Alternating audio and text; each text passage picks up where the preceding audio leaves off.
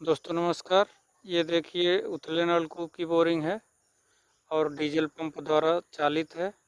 इसको दोस्तों देखिए करने के लिए सबसे पहले 110 mm पीवीसी पाइप की आवश्यकता होती है और कुशल मिस्त्री की आवश्यकता होती है और उसके साथ गैंग प्लस जो है मिस्त्री के पास अच्छी क्वालिटी का सामान होना चाहिए, जो टूल होते हैं जिनकी सहायता से हम बोरिंग करते हैं।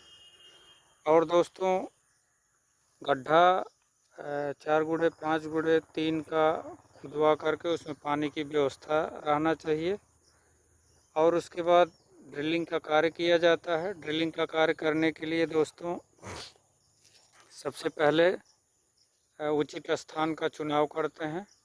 बोरिंग जहां हमको करवाना है सबसे पहले ये देख लेते हैं कि वो खेत के ऊंचे पार्ट पर होना चाहिए और जो है रोड के किनारे होना चाहिए। रोड के किनारे होने से बोरिंग जो है हम जब भी चाहते हैं उसके पास अपना जाते हैं और उसको संचालित करते हैं। दोस्तों बोरिंग कराने से पहले हमको आसपास के स्टेटे का पता कर लेना चाहिए कि हमारा स्टेटा वहाँ कितना है, जिससे हमको मदद मिलती है कि हमको कितना वहाँ पाइप लगाना है, कितना जो है मिस्त्री कितना देर तक बोरिंग करेंगे उसके बारे में एक अनुमान हो जाता है। और ड्रिलिंग का कार्य किया जाता है। ड्रिलिंग का कार्य करने के बाद जब जलदायी संस्तर मिल जाता है तो हम बोरिंग का ड्रिलिंग कार्य रोक देते हैं। और दोस्तों हमको जो है उस होल की सफाई करने के बाद पाइप मिस्त्री द्वारा जाम किया जाता है। उसके बाद फिर जो है सफाई की जाती है। उसके बाद फिर सेंट्रीफ्यूगल पंप लगा करके टेस्टिंग का कार्य किया जाता है। टेस्टिंग का कार्य करने के लिए दोस्तों हम अक्सर डीजल पंप का यूज करते हैं। डीजल पंप से जो है यानी डीजल इंजन से टेस्टिंग का कार्य आसानी से हो जाता है, सस्ता भी पड़ता है। और अगर ट्रैक्टर द्वारा टेस्टिंग का कार्य करते हैं तो खर्चीला पड़ता है। दोस्तों हम बराबर जो है आप लोगों को अवेयर करते हैं, सावधान करते हैं कि आप इस तरीके से काम करेंगे तो सस्ता पड़ेगा और दूसरे तरीके से करेंगे तो महंगा पड़ता है। टेस्टिंग का कार्य दोस्तों होने के बाद जो है उसमें जो है सेंट्रीफ्यूगल पंप लगा करके छोड़ देते हैं। जब हमें फिर आवश्यकता होती है उसके अनुसार फिर हम चालित करते हैं। और ये देखिए कृषक द्वारा पंप हाउस बनाया गया है, काफ़ी बड़ा बना दिए हैं। और ये देखिए हौज टैंक बना हुआ है। दोस्तों कोई ज़रूरी नहीं है कि हम बहुत बड़ा हाउस टैंक बनवाएं या बहुत बड़ा पंप हाउस बनवाएं। जितना हमें आवश्यकता है उतना ही बनाएं तो सस्ता भी पड़ता है। ऊपर जैसे आरसीसी की जगह पे अगर हम आरबीसी से भी उसको मतलब उसका छत बनाते हैं तो भी अच्छा है, नहीं तो करकट भी रख लें तब भी कोई दिक्कत नहीं है। दोस्तों बोरिंग कराने के बाद अगर हम अच्छी फसल लेते हैं तो ज़्यादा बढ़िया रहता है, वरना बोरिंग का कोई विशेष फ़ायदा नहीं मिल पाता है। बोरिंग से जितना ही हम जो है समय समय पे सिंचाई का कार्य करें तो अच्छा रहता है।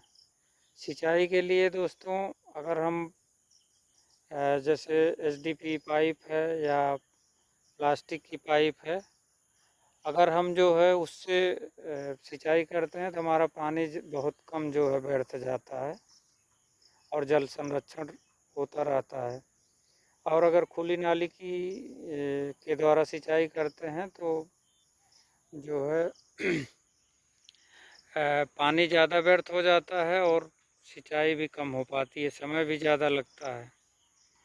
दोस्तों अगर जैसे ऊपर पानी है तो हम कम पावर का डीजल इंजन प्रयोग करें, उससे जो है अच्छा रहता है।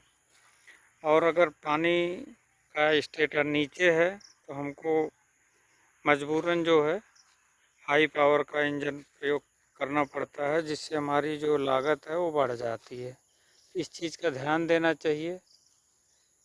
और बोरिंग थोड़ा ऊंचे स्थान पर कराने से फ़ायदा ये है कि हमको जो नीची जगह है या दूर तक हम पानी ले जा सकते हैं। और दोस्तों जो फसल लगाएं हमको ध्यान दे करके बढ़िया फसल लगाना चाहिए, अच्छा बीज प्रयोग करना चाहिए। सबसे पहले तो खेत की जो है तैयारी बढ़िया से करना चाहिए, अच्छे से जुताई करना चाहिए, मिट्टी का परीक्षण करा लेना चाहिए, इसमें किस पोषक तत्व की कमी है, कौन सा पोषक तत्व समुचित मात्रा में है, कौन सा कम है। उससे हमको जो है एक आइडिया मिल जाता है कि हमको कौन कौन सी खाद, कौन कौन सा पोषक तत्व डालना है, तो हमारा खर्च कम हो जाता है। जब खेत की तैयारी कर लेते हैं उसके बाद खेत में बीज डाला जाता है, और उसके पहले अगर आवश्यकता है तो डीएपी वगैरह डाल सकते हैं। नहीं तो हमारा तो कहना ये है कि चाहे जैविक खाद चाहे गोबर की खाद डालें तो ज़्यादा बढ़िया रहेगा। बीज डालने के बाद दोस्तों जब उसमें अंकुरण हो जाता है तो जैसी फसल है उसी के हिसाब से उसकी सिंचाई होती है।